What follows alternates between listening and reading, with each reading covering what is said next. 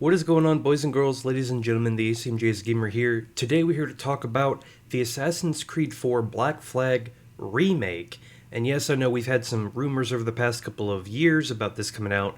Specifically, this past year, the rumors have run rampant, and we all know that it's coming. But Ubisoft has yet to acknowledge the remake's existence.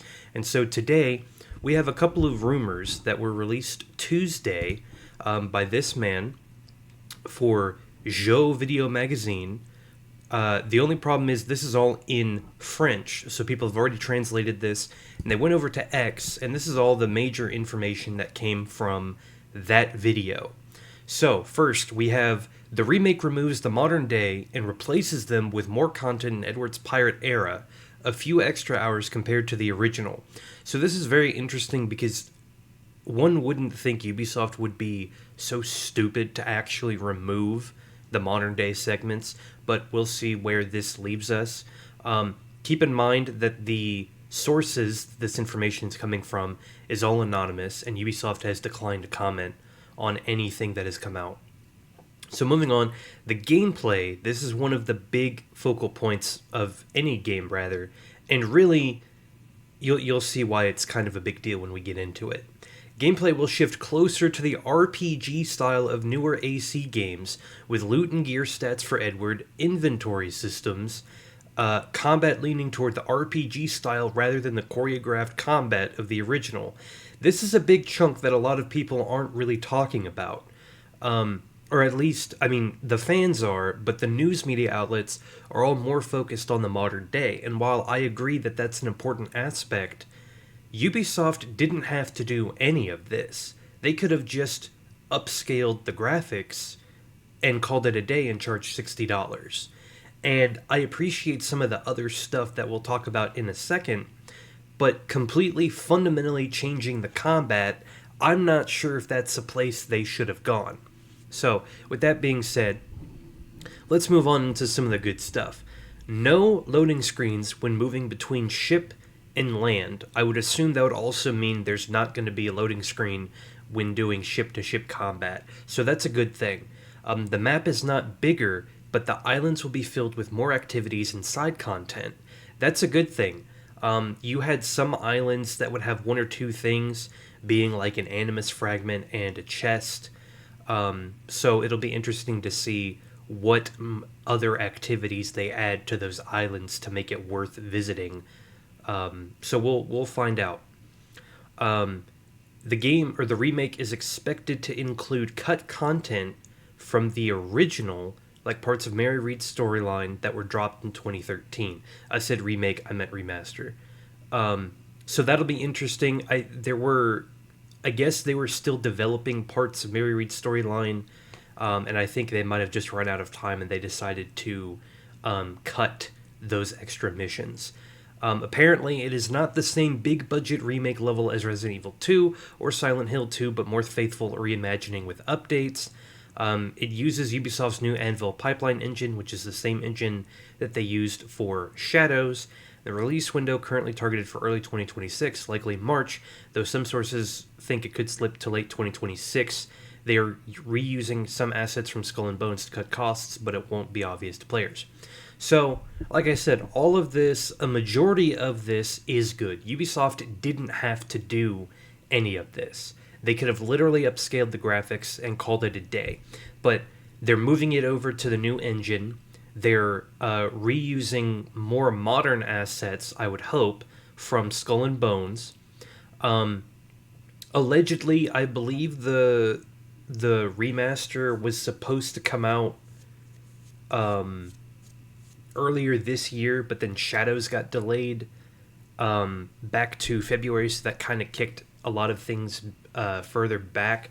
So we'll see. It wouldn't surprise me if they tried to do a Bethesda where they shadow drop Black Flag in the middle of like their UB Forward that they do every year. So everybody's assuming that there's going to be a UB Forward around March, and then maybe another one around the E3 events or around that time that everybody's doing their own thing with Summer Game Fest and Bethesda and Xbox and Sony, and we'll see, we'll find out. But whether or not this gets shadow dropped, we don't know. Everybody knows that this is happening. Like I said, this is all rumor and speculation.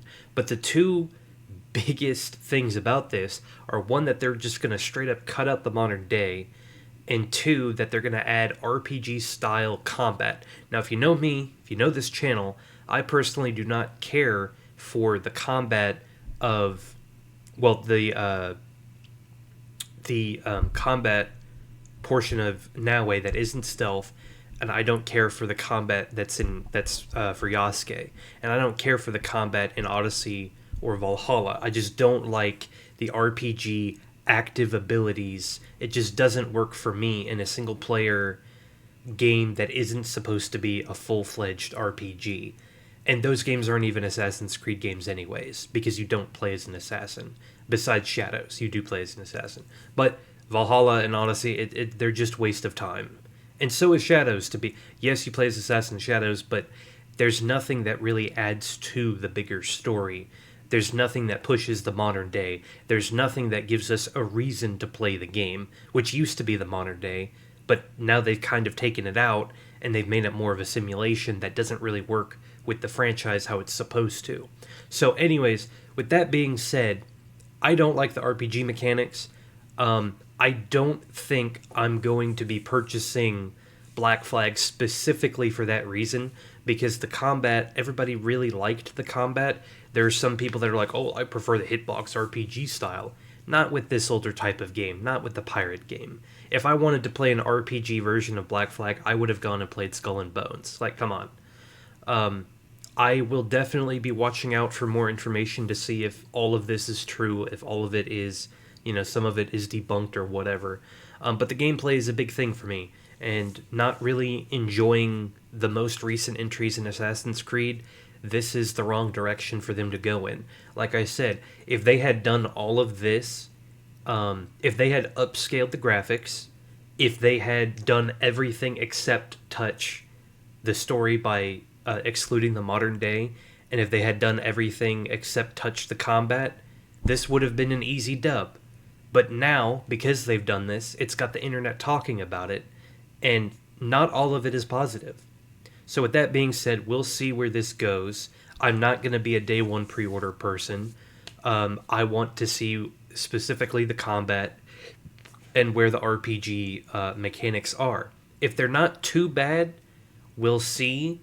But I really do prefer that older styled choreographed combat that you see in Brotherhood, in Revelations, in AC3, in the original Black Flag.